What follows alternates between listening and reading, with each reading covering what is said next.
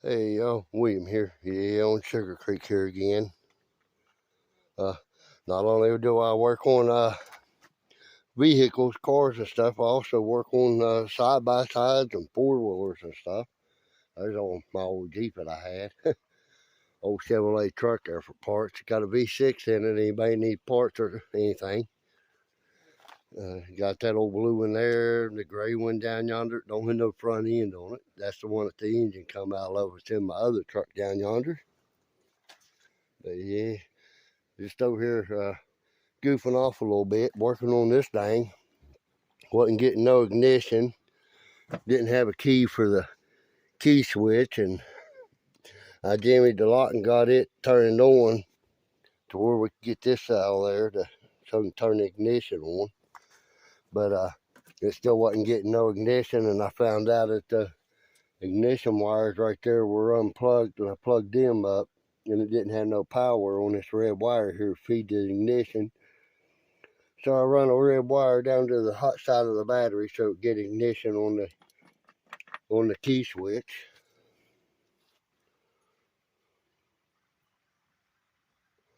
But now when you turn the ignition switch on, you have to use a knife to turn the ignition switch on. I can't do it one-handed, too easy. But I'll be right back. I'm gonna turn the switch on, show y'all that it's got the ignition. Got the ignition switch on now, which y'all can see the lights there in the dash right there is all turned on, and the gauges and everything's on. Got it turned over. The engine was locked up. And I dumped the cylinders full of oil, front and back. It's a V-twin. The other cylinder's back here, and then the other one's up here. But can't get it to fire, so I think this CDI box right here may be bad, or that electronic eye down there is either some of them are either bad or something. But yeah, it's what I've been working on here the last couple of days. Yeah, I was trying to see how these four-wheel drive buttons here work, because I can't tell if it's...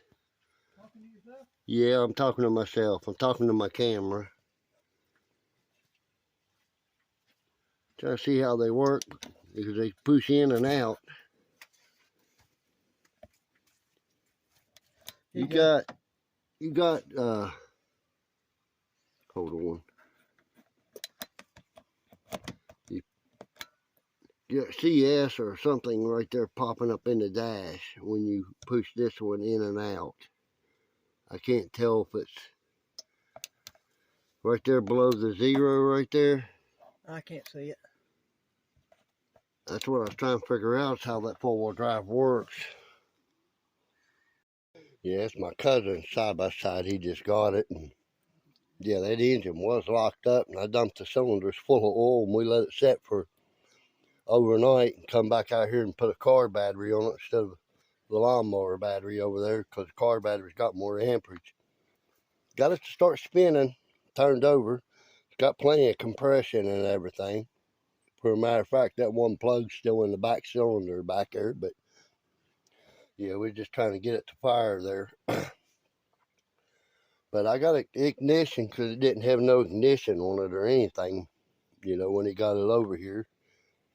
Somebody's butchered the wiring up pretty good on it. All the fuses right here in this fuse box were all corroded up, and 3 of them were blowed. That one and that one and that one were all blowed. The other 3 were good. But yeah, been doing a lot of work on it here. Probably just gonna have to get that CDI box there. Has a code reader thing on it there for the box. But yeah,